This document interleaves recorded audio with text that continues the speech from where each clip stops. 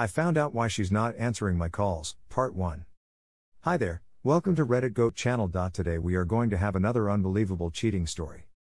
But before we get started, please hit the subscribe button and click the notification bell so that you won't miss any of our daily cheating stories. I used to be Catholic. I had the nicest Catholic girlfriend Marie for about 2 years, but faith drove us apart. I could not sustain Catholicism in my heart and became agnostic. She prayed about this and decided we did not have a life together. We were both virgins, and hadn't gone further than kissing and cuddling for the sake of our faith. I dated a few girls that next year. I was a junior in college, 21 years old. This redhead I thought was really cute, Sam, was in my substantive criminal law class at 8:15 a.m. After a night of drinking and hookah, we ended up back at my place. I distinctly remember liking her, and her drunkenly grinding under me in my bed at my parents' house. I whispered drunkenly to her, "I don't think I can give you what I want." She passed out. We walked in shame together and hung over on the bus and train for an hour to school. We didn't speak at all. I invited her to the White Sox baseball game later that night, but it was raining and she thought the game would be delayed. Being more of the baseball fan, I start driving down there and calling the park.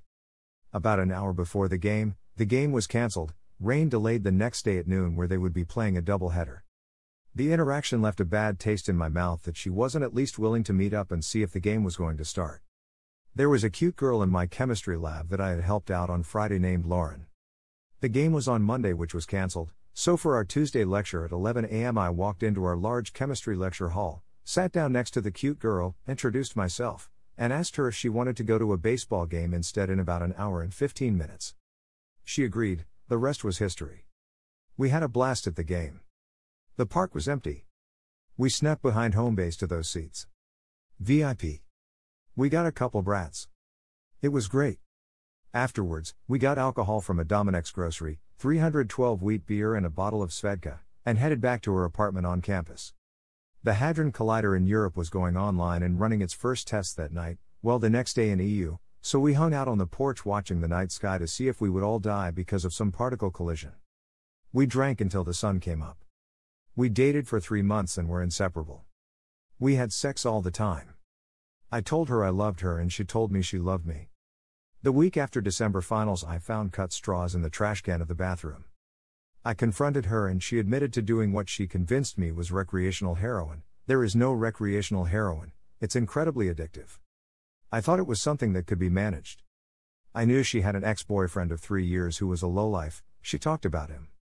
She made him move away to Cleveland to pursue college at an art school there, only to drop out. He came back to Chicago for the holidays and wanted to see her. I was against this.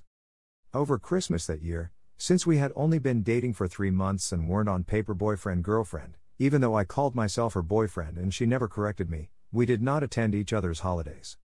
I found out through some mutual friends that her ex-boyfriend had been at her house for Christmas. I was furious. I drove the day after Christmas to her college apartment to wait and confront her. The first relationship red flag was that she wasn't answering my texts or calls over the holidays. Sure, she could be spending it with family, but if we were together, couldn't she take a minute to text or call me? So clearly she was spending time with someone else. The roommate confirmed, her and him had been here all week, and they had been hooking up. She could hear it through the walls. She came home late that night. I had been waiting all day to confront her. He was there. I yelled. He wasn't a very big guy, so he just stayed out of it. She cried. She tried to console me. Her face was white as a ghost. Caught cheating. She told me she didn't know what we were. I asked her why. She told me she loved me and then was fucking some other guy she told me I didn't have to worry about. She tried to deny it. I told her that her roommate told me the truth, to which she turned to the roommate and said, "Oh come on. Expecting others to keep your lies for you? Pathetic." I actually called my ex-girlfriend Marie that night and she came and picked me up from the apartment. I had taken the train and needed to get out of there. It took 20 minutes for her to get down there with her parents' Suburban. I remember the rain. It was raining hard. I remember warming up in my ex-girlfriend's car. She was a better friend than this girl ever could have been. The roommate told me that the night I confronted her, she had sex with her ex again right after I left. Clearly there was no remorse here. I went over there to get my things and to talk to her. I wanted to understand. But I fell for the sunk cost fallacy. She told me she was weak. When her ex came back to town, she didn't know what came over her, but that she had to see him. I told her she made a choice to see him, and that she chose against our relationship. She promised to choose our relationship from then on, and since we weren't ever really girlfriend or boyfriend, I stupidly believed her. The reasons? I thought myself composed and strong, but this was a woman I had lost my virginity to, who just cheated on me because her ex-boyfriend was in town, and who was sitting here a few days later with no remorse for it. I was weak. I asked why she did it. She said she was weak. I thought we weren't so different. I didn't want to give her up. I was stupid. I can say now that I should have walked away. If I had resources like this group, I probably would have. The new year was terrible. I broke my thumb falling off a porch. I was so drunk and upset about what happened. But in the new year, we were together again. Having sex. Having fun. We were boyfriend and girlfriend. I met her parents. Then the recreational drugs picked up. Recreational heroin, $10 a weekend, turned into $10 a day, $20 a day, then $50 a day. Eventually she was spending $100 a day on drugs and stealing my things and her family's things to pay for drugs. She sold one of my Nintendo handheld systems to a pawn shop thinking it was her ex's. I drove her to a methadone clinic. I said if she didn't get out and get help, I'd never see her again. She got help. I made it my mission to drive her there every day if I could, but she could take the bus as well. I was helping and felt helpful. We moved in together. She put up her ex's artwork. He was an impressive ink panel artist. Her ex moved back to town. He moved about 2 miles down the road from our apartment. About a year and a half into us living together, I came home early from work to surprise her. She didn't have classes that day, and found him sitting on our open futon in the living room. I was livid. That's where I sleep with my girlfriend, where we are intimate. I freaked out. He was to me a trespasser. I didn't take it well, screamed for him to get out, threw one of his glass-framed works at him as he left. Apparently it cut his eye, risking you running.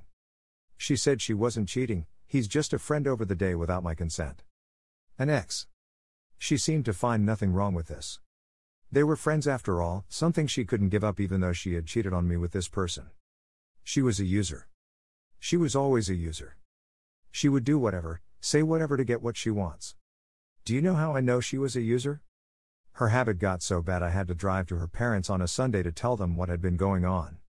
I found purses full of cottons and used spoons, needles, proof she was using again. She told me if I involved her parents we would never speak again. I did anyway. We agreed she needed rehab. Drove down to get her. She hugged me and thanked me for getting her help. I visited her every weekend during family hours. After a month she got out and was going to meetings. I drove her to them. She got a job, but was fired after a couple months, couldn't hold a job, was failing at school, lots of pressure she said to get things right. She had also broken several of my bongs in our home and promised to repay me for them, never did. She did get me a promise ring? That cost like $60 at the Renaissance Fair, saying that this was a repayment plus birthday gift all in one. Yay. $500 worth of broken bongs and a birthday present? So thoughtful. Sarcasm. I decided that I was done paying more than half our rent and having her parents pay the rest. I wasn't comfortable with it because after 2 years living there, she hadn't become more autonomous, and instead went the other direction. We moved out. I refused to sign another year lease. We both moved back in with our parents but kept dating. There are more to come. Find out the update of this story, check our channel or the description.